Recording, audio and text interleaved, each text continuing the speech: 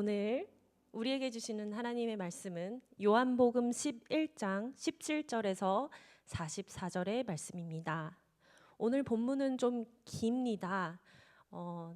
전체적인 이 스토리를 함께 읽기 원해서 다소 길지만 함께 봉독해 주시면 감사하겠습니다.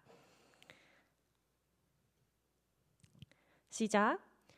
예수께서 와서 보시니 나사로가 무덤에 있는지 이미 나으리라. 베다니는 예루살렘에서 가깝기가 한 오리쯤 되매 많은 유대인이 마르다와 마리아에게 그 오라비의 일로 위문하러 왔더니 마르다는 예수께서 오신다는 말을 듣고 곧 나가 맞이하되 마리아는 집에 앉았더라. 마르다가 예수께 여짜오되 주께서 여기 계셨더라면 내 오라버니가 죽지 아니하였겠나이다. 그러나 나는 이제라도 주께서 무엇이든지 하나님께 구하는 것을 하나님이 주실 줄을 아나이다. 예수께서 이르시되 내 오라비가 다시 살아나리라. 마르다가 이르되 마지막 날 부활 때에는 다시 살아날 줄을 내가 아나이다. 예수께서 이르시되 나는 부활이요 생명이니 나를 믿는 자는 죽어도 살겠고 무릇 살아서 나를 믿는 자는 영원히 죽지 아니하리니 이것을 내가 믿느냐. 이르되 주여 그러하외다. 주는 그리스도시요 세상에 오시는 하나님의 아들이신 줄을 내가 믿나이다. 이 말을 하고 돌아가서 가만히 그 자매 마리아를 불러 말하되 선생님이 오셔서 너를 부르신다 하니 마리아가 이 말을 듣고 급히 일어나 예수께 나아가매 예수는 아직 마을로 들어오지 아니하시고 마르다가 맞이했던 곳에 그대로 계시더라.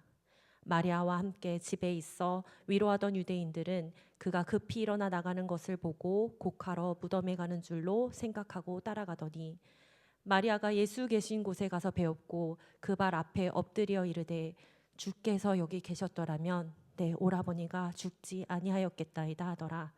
예수께서 그가 우는 것과 또 함께 온 유대인들이 우는 것을 보시고 심령에 비통히 여기시고 불쌍히 여기샤 이르시되 그를 어디 두었느냐. 이르되 주여 와서 보옵소서 하니 예수께서 눈물을 흘리시더라.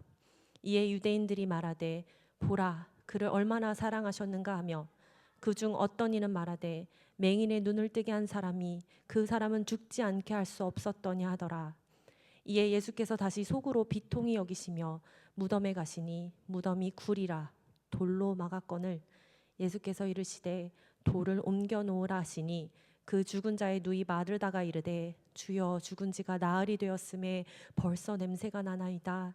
예수께서 이르시되 내 말이 내가 믿으면 하나님의 영광을 보리라 하지 아니하였느냐 하시니 돌을 옮겨 놓으니 예수께서 눈을 들어 우러러 보시고 이르시되 아버지여 내 말을 들으신 것을 감사하나이다. 항상 내 말을 들으시는 줄을 내가 알았나이다. 그러나 이 말씀 하옵는 것은 둘러선 무리를 위함이니 곧 아버지께서 나를 보내신 것을 그들로 믿게 하려 함이니이다. 이 말씀을 하시고 큰 소리로 나사로야 나오라 부르시니 죽은 자가 수족을 배로 동인 채로 나오는데 그 얼굴은 수건에 쌓였더라. 예수께서 이르시되 풀어놓아 다니게 하라 하시니라. 아멘. 우리 잠시 기도하겠습니다. 살아계시는 하나님, 이곳에 함께 하시는 하나님, 나의 말을 주관하시고 생각을 주관하셔서 성령님 함께하여 주시옵소서. 그리하여서 하나님께서 기뻐하시는 말씀이 선포되고 운동력 있고 살아있는 하나님의 말씀이 선포되어 나의 실수가 나의 인간적인 것들이 아닌 오직 하나님만 살아있고 높여드리는 설교가 되게 주님 도와주시옵소서. 예수님의 이름으로 기도합니다.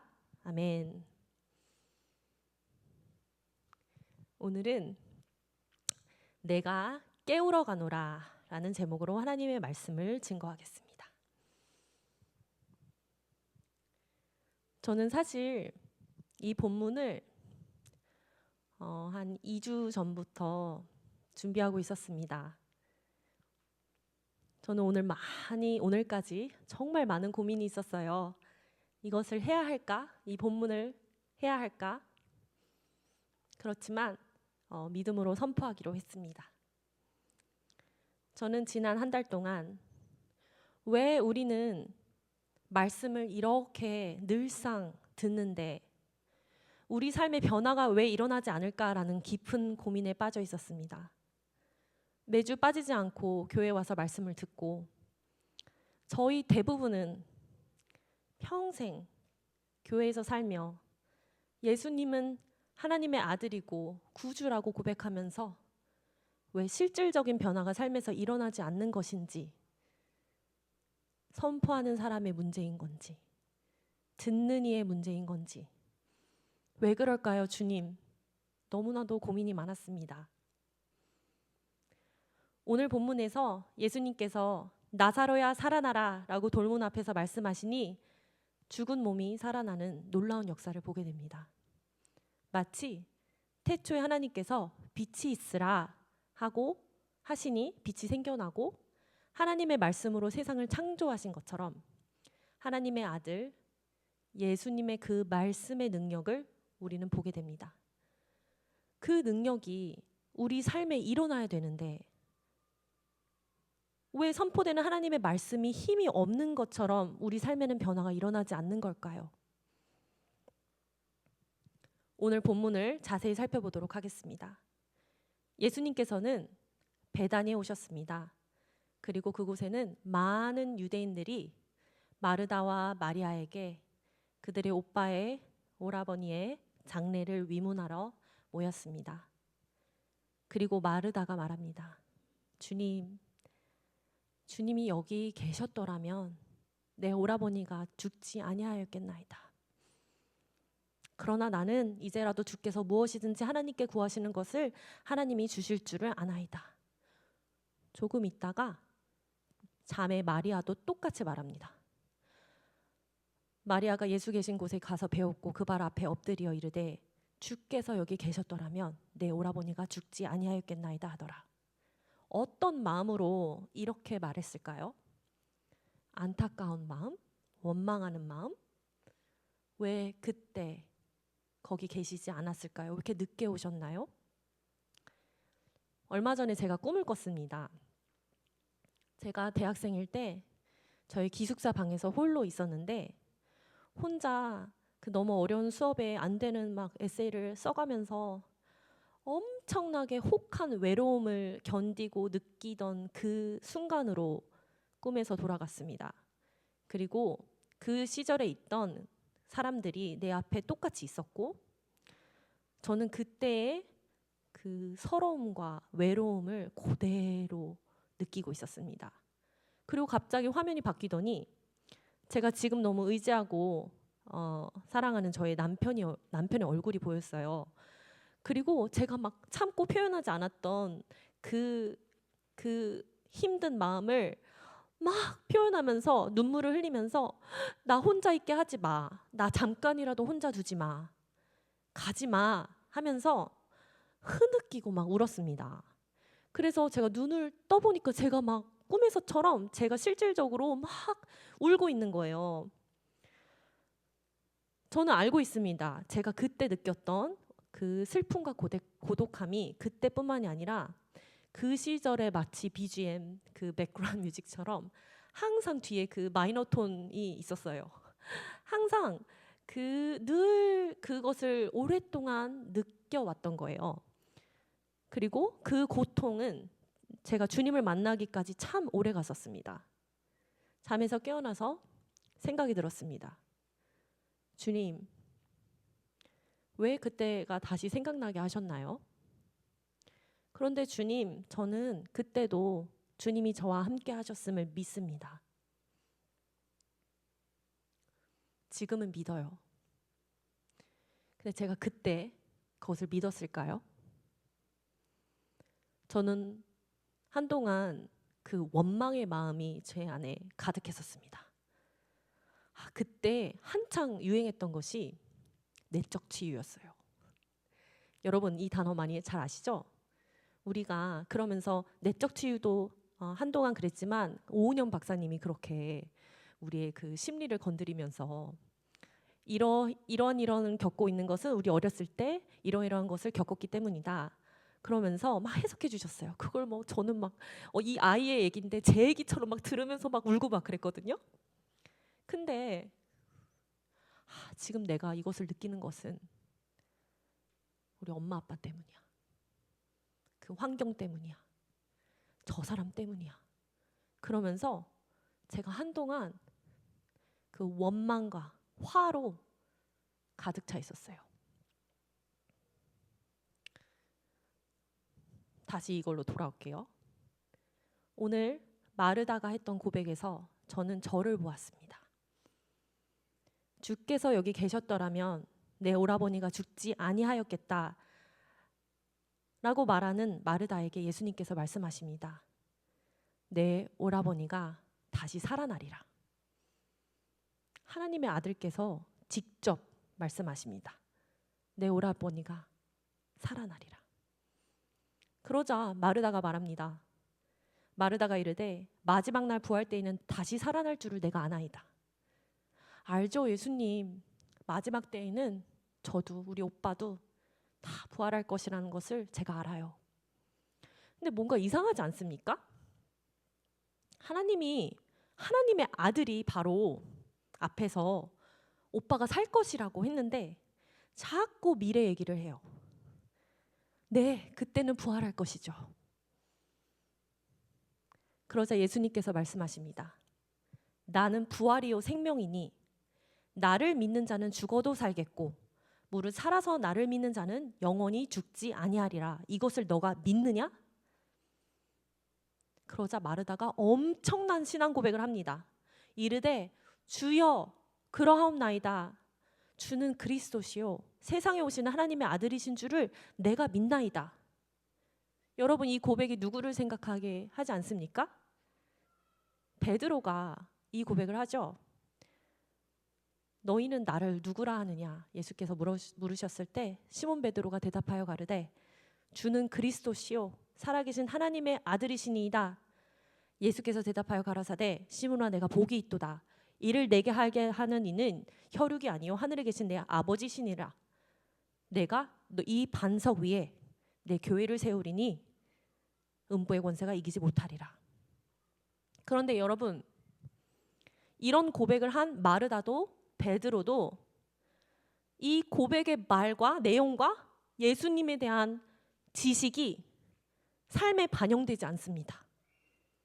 마르다는 예수님이 하나님의 아들이라고 고백하지만 지금 나사로를 일으키실 것이라고 믿지 않습니다. 믿을 수가 없어요.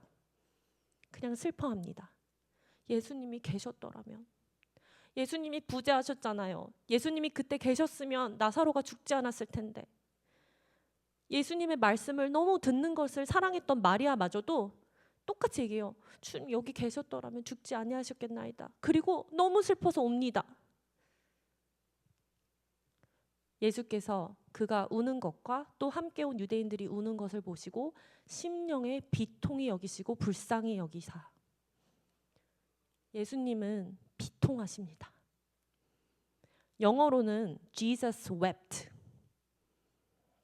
그냥 눈물 이렇게 흐르는 게 아니라 꺼이꺼이 우십니다.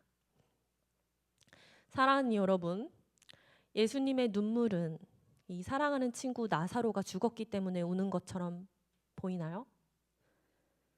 그 눈물은 나사로가 아니라, 나사로는 예수님이 곧 살리실 거예요.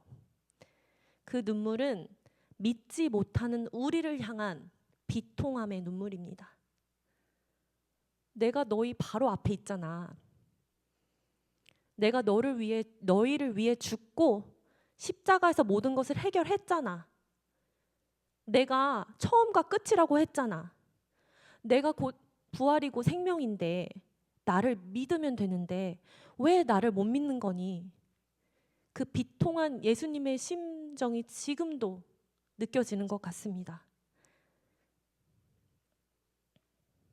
부활은 예수님의 재림 후 일어납니다. 그러나 부활은 나중 일만은 아닙니다. 현재적 사건, 예수님의 삶 자체가, 예수님의 존재 자체가 생명이십니다. 부활은 예수 안에 있는 이미 구현되어진 현실입니다. 예수님은 육신을 입고 있지만 이미 죽음을 넘어선 존재이십니다.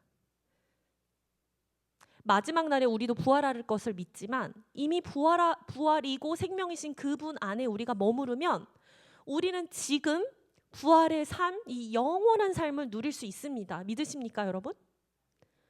예수님과 하나 된다는 것은 우리에게 생명이 있다는 것입니다. 다시 태어난다는 것입니다. 이 육체적 생명은 끝이 있는지 몰라도 나의 존재는 그 하나님의 크신 사랑 안에 생명 속에 들어가 있기 때문에 사라지지 않는 것입니다. 우린 영원함 속에 있는 것입니다. 왜냐하면 예수님은 생명 그 자체이시니까요. 그래서 주님이 선언하십니다. 나를 믿는 자는 죽어도 살겠고 무릇 살아서 나를 믿는 자는 영원히 죽지 아니한다. 주님 안에 있는 사람은 삽니다. 그 생명이 우리 안에 있습니다. 여러분, 이것은 단순히 이론이 아니에요. 신학적 설명이 아니에요. 이것이 여러분이 실질적으로 믿어지면 그 부활의 믿음은 우리의 삶을 너무 대담하게 만듭니다. 나는 이미 영원에 거하는 존재이니까 내가 잃을 것이 무엇이 있겠습니까? 내가 두려울 것이 뭐가 있겠습니까? 나는 이미 땄는데요. 나는 이미 영생을 하고 있는데 넘어져도 우리는 승리자입니다. 그런데 그 부활의 믿음이 없는 자들은 모든 것을 내 힘으로, 내 지식으로, 내 경험으로, 내 믿는 확신으로, 신념으로 모든 것을 하기 마련입니다. 제가 여러분도 살짝 알다시피 고등학교를 케냐에서 나오지 않았습니까? 그런데 선교사 자녀 학교였어요. 저희 집은 그때 당시에 부모님이 선교 가신 지 얼마 안 되시고 좀 문제가 생기셔서 재정적으로 굉장히 어려운 상태였습니다. 어느 정도 어려웠냐면 제가 국제 학교를 다니고 있다가 도저히 저희 부모님이 감당할 수가 없으셔서 저희를 중학교 2학년인 저 그리고 초등학교 3학년인 제 동생을 학교를 중단시키시고 탄자니아 아이들과 같이 현지인 학교를 보내셨습니다. 그냥 집에서 놀게 할 수 없었으니까요. 그리고 그때 당시는 뭐 스마트폰이나 뭐 인터넷이 그렇게 저희 집에는 인터넷이 없었고요. 전기가 없었으니까 뭐 그런 뭐 홈스쿨링이나 그런 거를 감히 생각할 수도 없는 시기였습니다. 그런데 그리고 나서 하나님의 은혜로 안 될게 된 것이 케냐에 있는, 전 탄자니아 살았지만 케냐 옆 국가에 있는 탄자니아 선교사 자녀 학교를 입학하게 된 것이었어요. 그러면 학비도 조금 저렴한 것에 비해서 좋은 교육을 받을 수 있는 은혜를 누렸습니다. 그래서 제가 미국에 왔어요. 그런데 뭐 이런 계획이 있어서 저희가 거기 간 것도 아니고 때가 되어서 저는 거기가 미국 선교사 자녀학교니까 뭐 SAT 치러서 미국의 대학교를 진학을 하는 거였는데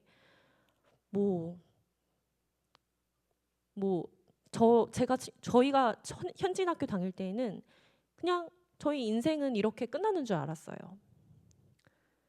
그런데 하나님의 은혜로 대학이라는 것을 꿈꾸게 되었고 갈 수 있는 찬스가 있었는데 이제 대학교 원서를 넣는 기간이 왔어요. 그러면 여러분도 알다시피 미국에서 나온 분들은 알다시피 Financial Aid Application을 적어요. 장학금 신청하는 그 원서를 적는데 거기에 뭐 우리 장부를 보여주고 내가 낼 수 있는 금액이 얼마 있는지 적어야 되는 칸이 있어요. 그러면은 어떤 학교들은 니드 베이스 장학금이 있어가지고 그거를 이 학생의 니드를 필요함을 보지 않은 채 이렇게 선발한 다음에 만약에 이 학생이 장학금이 필요하다 그러면은 이렇게 완전한 니드에 따라서 이렇게 필요에 따라서 이렇게 서포트 해주는 니드 베이스 시스템에 있는 학교를 많이 지원하게 됐는데 뭐 알고 한 거는 아닙니다. 그런데 그 Financial Aid 어플리케이션에서 얼마를 솔직하게 적어야 되는데 제가 들었어요. 저희 부모님도 들었어요. 그거를 정말 너무 없다고 하면은 대학교에서 불리하게 적용된다.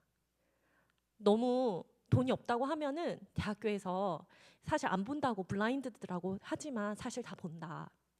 그러니 너무 없다고 적지 말라. 이런 얘기를 들었어요. 근데 저희 아빠도 들으셨던 것 같아요. 그래서 저는 제가 저희 부모님 영어를 힘들어하시니까 제가 그 시니어일 때 주니어일 때 그 어플리케이션을 딱 보고 그래도 조금이라도 올려 적어야 되지 않을까? 정말 실질적인 현실은 지로인데 지로를 적어야 돼요. 낼 수가 없거든요. 실질적인 건 지로인데 내가 차마 지로를 적을 수 없겠어요. 이러다가 정말 대학을 못 가겠어요. 그래서 저는 그래 조금만 올리자 하고서 제가 그래 2,000불? 3,000불? 그러다 그래 5,000불은 있어야지. 그래갖고 제가 5,000불을 적었어요. 그리고 그것을 아빠한테 드렸어요. 그럼 아빠는 또 그걸 보시고 혼자서 그래 5,000불 너무 적지. 더 적어야지 지희가 대학교 갈 수 있지 않을까? 그래서 아빠도 조금 더 올려서 적었어요. 그래서 10,000불을 적었어요. 그리고 그것을 제출했어요. 이렇게 믿음이 없습니다. 이게 제 믿음의 우리 아빠 선교사예요. 그 믿음의 현실이에요. 그런데 대학에 합격을 했어요. 그 니드 베이스 시스템을 잘 이해하지 못하는 상태였거든요. 근데 정말 합격하고 모든 것을 다 서포트해 준대요. 용돈 포켓 머니도 준대요. 책값도 준대요. Except for the money you wrote. 내가 적은 금액만 빼고. 왜냐면 니드 베이스니까요. 그래서 정말로 우리가 적은 그 10,000불만 빼고 다 받았어요. 용돈과 책값까지. 하나님 너무 유머 있으시지 않습니까? 하나님께서 이게 너의 실제 믿음이야. 나는 너의 공급자이고 너의 아버지인데 왜 나를 믿지 못하니? 라고 말씀하시는 것만 같았어요. 나의 믿음은 하나님께서 진짜 200% 나를 이끄시고 채워주시는 분인데 나의 믿음은 10,000불을 굳이 내고 다녀요. 우리 엄마 아빠 힘든데 내 믿음 때문에 10,000불을 내고 다녔어요.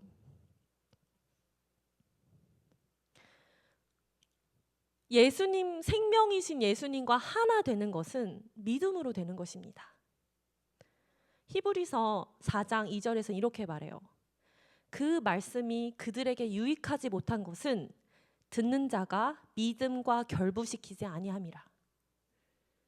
우린 고백합니다. 주는 그리스도이십니다. 살아계신 하나님의 아들이십니다. 우리 찬양하고 다 고백하잖아요. 예수님이 날 위해 죽으셨고 다 찬양했죠. 그렇지만 실제로는 그 믿음을 우리 삶에서 결부시키지 않는 것입니다. 그럼 왜 우리는 믿지 못하는 것일까요?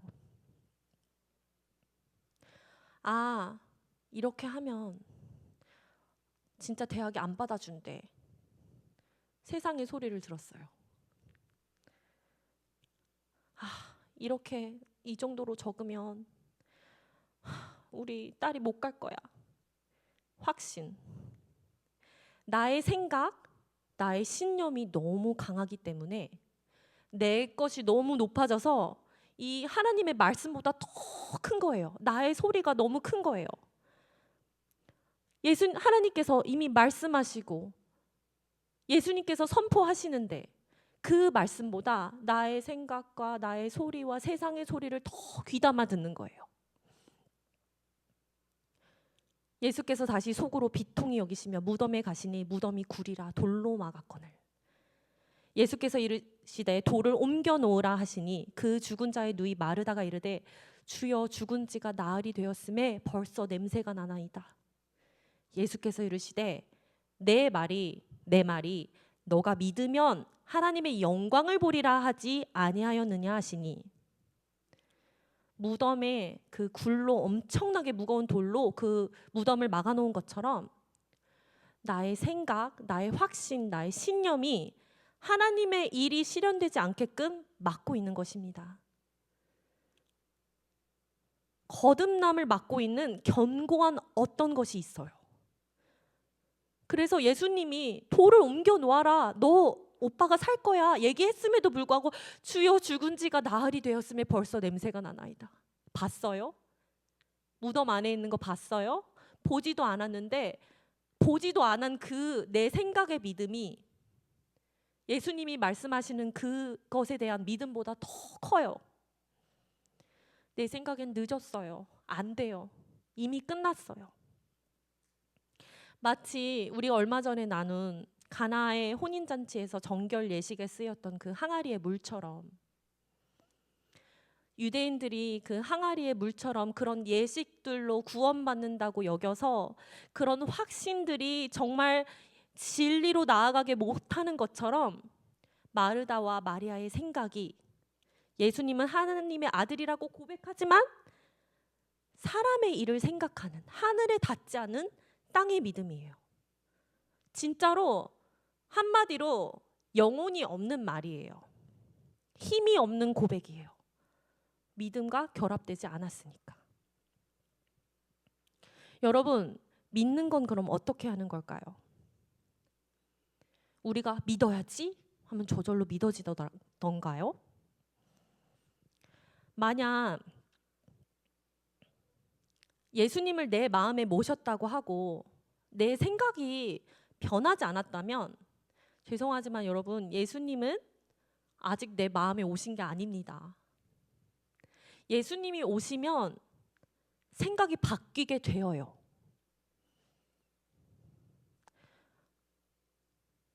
내 속에서 드는 생각 때문에 우리는 모든 것이 맞다고 생각하고 그것을 따라가요. 그리고 그 생각이 너무 견고해지면 고집이 되고 십자가를 대적하게 됩니다. 이 견고한 진, 하나님의 말씀은 이 견고한 진도 무너뜨리는 하나님의 능력이 있다고 말씀하십니다. 나의 철학, 내 주장, 이게 쌓이면은 정말 우리가 어른이 되면 어른이 들수록 뭔가 내가 생각하기에 이게 맞아, 이게 강해진다고 하잖아요.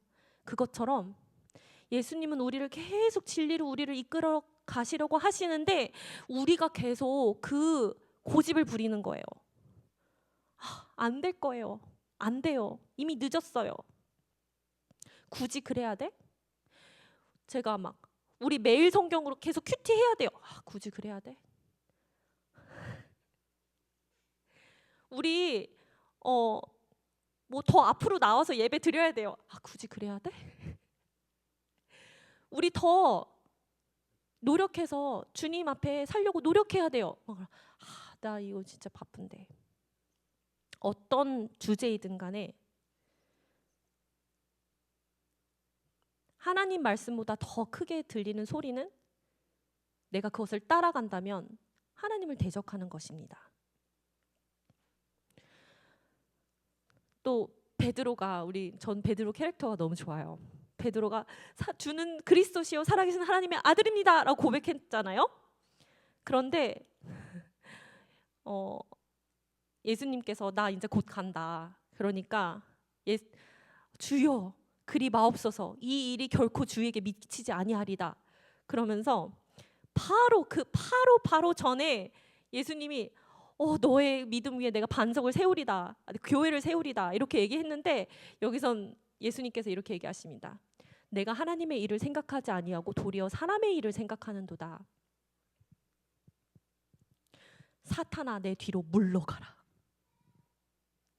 방금까지 이 믿음 위에 내가 교회를 세우리다라고 말씀하셨는데 너가 사람의 일을 생각하니? 나 십자가 지지 말라고? 사탄아 뒤로 물러가라. 너의 생각을 집어넣어. 너가 하나님의 일을 생각하지 않고 사람의 일을 생각하는도다. 그리고 말씀하십니다. 이에 예수께서 제자들에게 이르시되 누구든지 나를 따라오려거든 자기를 부인하고 자기 십자가를 지고 나를 쫓을 것이니라. 누구든지 제 목숨을 구원하고자 하면 잃을 것이요 누구든지 나를 위하여 제 목숨을 잃으면 찾으리라. 사람이 만일 온 천하를 얻고도 제 목숨을 잃으면 무엇이 유익하리요? 사람이 무엇을 주고 제 목숨을 바꾸겠느냐? 십자가를 진다는 거 우리 많이 들어봤죠? 이게 무슨 말인가요? 여러분, 우리 고백했어요. 예수님이 우리를 위해 십자가를 지셨어요. 이거 너무 맞아요. 그렇지만 그거보다 더 중요한 사실이 있습니다. 예수님만 죽이면 안 돼요. 우리도 같이 못 박아야 합니다. 우리도 같이 예수님과 같이 십자가에 달려 우리의 육신을, 우리의 자아를 못 박아야 합니다. 그래서 내 생각, 내가 십자가를 지고 내가 주를 따르는 게 무슨 의미일까? 저는 한동안 너무 고민에 빠졌었어요. 이게 도대체 무슨 말이지? 근데 결국에는 하나님을 대적하는 것들, 그것이 내 생각이든 내 마음이든 내 눈이든 내 손이든 내 발이든 하나님이 원하지 않는 것을 품게 하고 생각하게 하고 가게 하는 그것들을 다스리는 작업. 그게 그리하여서 나는 죽고 예수님이 성령이 내 안에 거하여서 새롭게 성령으로 살게 하는 것이 십자가를 지고 주님을 따라가는 모습이더라고요. 그리고 이거는 한 번만으로 되는 게 아니에요. 매일 아침에 일어나서 매일매일 눈 뜨자마자 별의별 생각이 다 들어요. 내 마음에 있었던 생각들이, 그러니까 원래 생각이 아니라 내 마음에 뭔가 들어왔죠? 생각이 들어오고 내 마음에서 뭔가 이것들을 정립하죠. 그리고 이게 말로 나오죠. 손으로 행동하죠. 발로 움직이죠.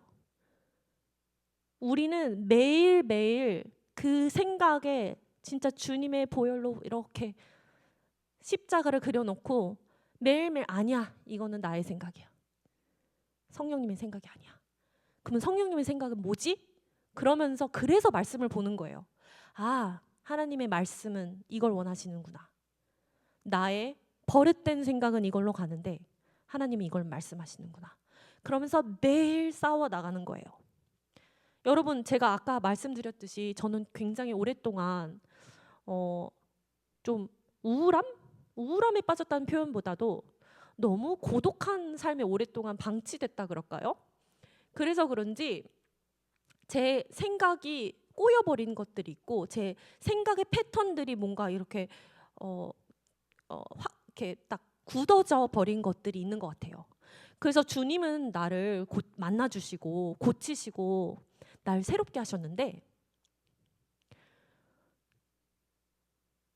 아픈 병든 마음을 고치고 새롭게 했는데 재활이 필요하더라고요.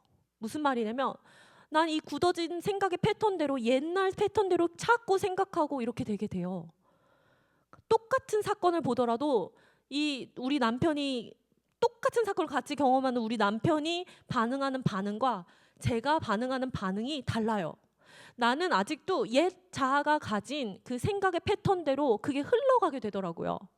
그런데 그것도 우리가 의식해야 돼요. 그리고 주님, 이건 나의 생각입니다. 내가 이런 기분을 내가 accept하지 않겠습니다. 이런 생각을 내가 수용하지 않겠습니다. 나는 예수님이 나에게 말씀하신 것들만 수용하겠습니다. 라는 그 연습과 노력들이 필요합니다. 주님의 소리 외에 예수께서 이르시되 내 오라비가 다시 살아나리라. 이 주님의 소리 외에 나의 소리를 듣고 그걸로 결론을 내면 항상 어린아이로 남습니다. 세상의 소리를 계속 들으면 그 세상에 주는 메시지가 믿음으로 들어옵니다. 그러므로 우리는 믿음의 주요 온전케 하시는 예수를 계속 바라봐야 합니다. 믿음의 주요, 믿음을 주시는 예수님을 계속 바라봐야 합니다. 그래야만이 우리는 그 길로 갈 수 있습니다. 근데 너무나 감사한 건 뭔지 아세요? 아니, 어차피 나사로는 여러분 지금 예수님이 소생시켜도 육체의 몸을 갖고 있으니까 언젠가는 돌아가실 거잖아요. 근데 왜 굳이 예수님은 이 나사로를 소생시키셨을까요? 우리에게 왜 이것을 보여주고 싶었을까요? 우리 모두가 무덤 속에 있는 나사로와 같기 때문입니다. 우리도 육체의 몸을 입고 있고 육체의 몸으로만 살면 죽어 있는 것과 같습니다. 예수님이 우리 안에 새 생명을 주시지 않으면 우리는 죽어 있는 것입니다. 그러나 나사로야 나오라 예수님께서 부르실 때 항상 하나님의 말은 역사를 일으키십니다. 근데 그 부활하고 생명이신 예수님이 이미 십자가에서 우리를 대신하여서 그 일을 완성하시고 승리하셨습니다. 무슨 말이냐면 하나님이 너무 우리를 사랑하셔가지고 우리를 그 죽음 속에서 내버려 두시지 못해서 하나뿐인 자식을 십자가에 못 박히게 하심으로 결단하셨어요. 내가 너를 여기에 있게 하지 않으리다. 내가 너를 생명으로 내가 사랑으로 내가 너를 이끌어 나가리라 하고 결단을 하시고 그 긍휼과 사랑이 우리를 주관하십니다. 베드로도 여러분 같은 고백을 했지만 말고의 귀를 자르기까지 예수님을 보호하려고 했던 사람이 바로 그날 밤에 예수님을 3번 부인합니다. 실질적인 믿음이 아니죠. 우리는 다 연약합니다. 그러나 예수님은 베드로에게 다시 찾아가셔서 물어보셨죠. 너는 나를 사랑하니? 그리고 정확하게 이렇게 물으셨어요. 내가 이것들보다 이 사람들보다 나를 사랑하느냐? 여러분 십자가에서 내가 귀중하게 생각하는 것들, 내가 사랑하는 것들, 사랑하는 사람들 내려놓고 주의 긍휼함을 입으시길 바랍니다. 그리고 그 십자가의 보혈을 의지하시기 바랍니다. 우리는 연약하지만 예수님의 십자가의 사랑이 우리를 매일 도우시고 이끄십니다. 그 위대한 부활의 믿음이 여러분의 삶을 바꾸시기를 기도합니다. 매일 그 싸움을 인지해야 돼요. 우리가 싸우고 있다는 걸 인지하지 않으면 우린 그쪽으로 끌려갑니다. 마치 트레드밀에 이렇게 있는데 내가 이렇게 하지 않으면 바로 뒤로 넘어가잖아요. 세상이 그래요. 내가 주님께로 막 매일매일 가야지 그나마 그 제자리예요. 더 빨리 가야지 앞으로 가는데 가만히 있으면 그냥 뒤로 넘어 자빠져요. 근데 예수님 말씀하십니다. 내가 깨우러 가노라. 내가 나사로를 깨우러 가노라. 내 결단이 내 마음을 이끌어주지 않지만 예수님의 그 결단이 우리를 붙들어 주십니다. 예수님의 보혈을 의지하는 우리 모두가 되기를 기도합니다. 우리 나의 갈 길 다가도록 찬송하시면서 우리 주님께서 십자가에서 하신 일이 무엇인지 우리가 그 받은 긍휼과 하나님의 사랑이 어떤지 우리 가사를 통해서 은혜 받기를 기도합니다.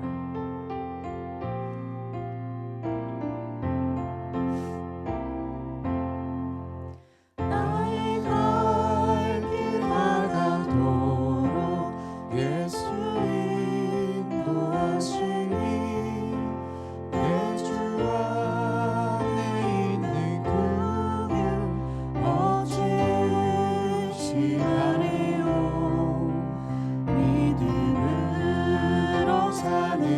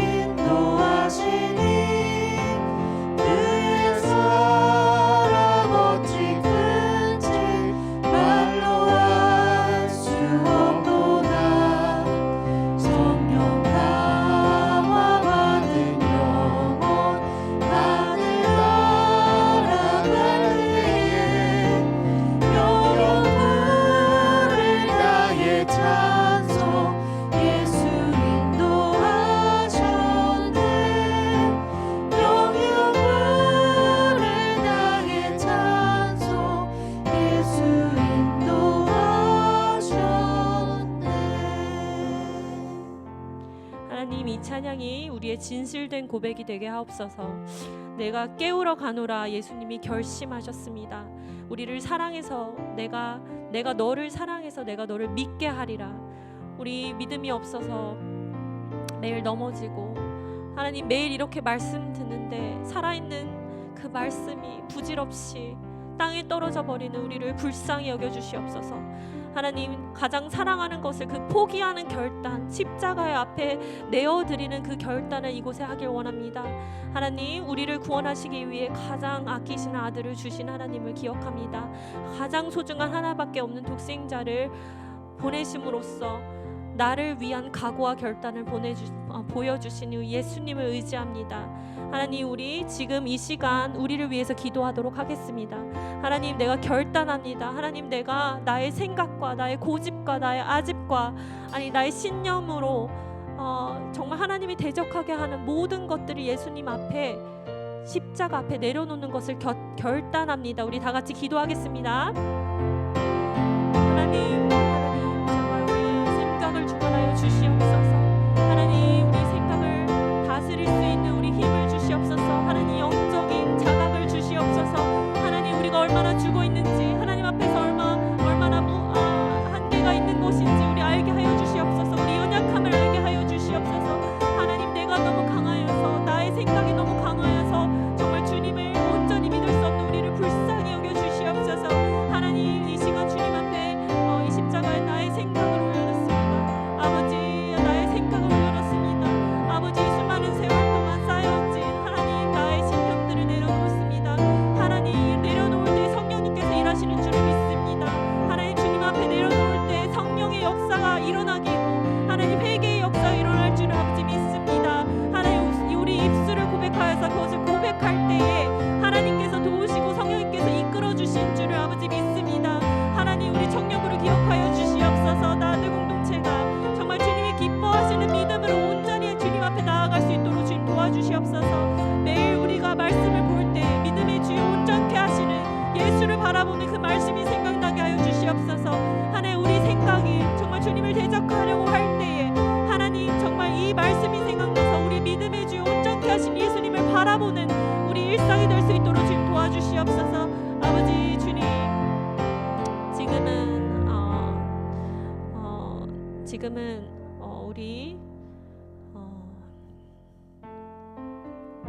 우리 사랑하는 공동체 영민 형제님의 가족을 위해서 놓고 기도하겠습니다. 지금 너무나도 사랑하는 아버지, 사랑하는 남편, 사랑하는 매형, 사랑하는 형제를 떠나보낸 유가족들을 만지시고 위로하시고, 우리에게 그 정말 말로만 항상 고백했던 그 부활의 소망이 우리 아버님을 통해서 확신이 이루어지고, 우리 사랑하는 아버님의 삶을 통해서 부활의 능력은 이렇게 내가 아닌 하나님의 사람들을 향하게 하는구나, 증인 되신 아버지의 믿음을 본받는 영민 형제와 그리고 이 가족들 되게 주님 축복하는 마음으로 이 가족을 놓고 기도하도록 하겠습니다. 하나님, 주님 위로하여 주시옵소서. 주님 사랑을 이루신 주님, 이 가정을 주님께서 온전히 만지시고 아버지 온전히 주님께서 껴안아주시고 위로하여 주시옵소서. 하나님, 그러나 우리 주님 압니다. 하나님께서 정말 아버님을 너무나도 사랑하셔서 이미 만지셨고 이미 삶에서 부활의 삶을 누리셨던 것을 우리는 볼 수 있습니다. 이미 삶에서 주님이 그토록 갈망하셨던 부활의 믿음으로 사셨던 우리 아버님을 우리 알게 하시니 아버지 감사합니다. 그런 훌륭한 아버지와 훌륭한 남편을 두게 하시니 아버지 감사합니다. 아버지, 정말 그 부활의 소망이 우리 크리스천들에게 실질적인 소망이 되게 하여 주시옵소서. 아버지, 장례를 통하여서 많은 사람들이 그 아버지의 삶을 보면서 정말 하나님은 있구나, 하나님의 부활은 있구나, 정말 간증되는 그 장례 예배, 학원 예배가 될 수 있도록 주님께서 축복하여 주시옵소서. 증인된 삶을 사는 우리 아버지의 뜻을 본받아 우리 영민 형제와 가족들도 하나님의 길을 갈 수 있도록 주님께서 인도하시고 이끌어 나가 주시옵소서.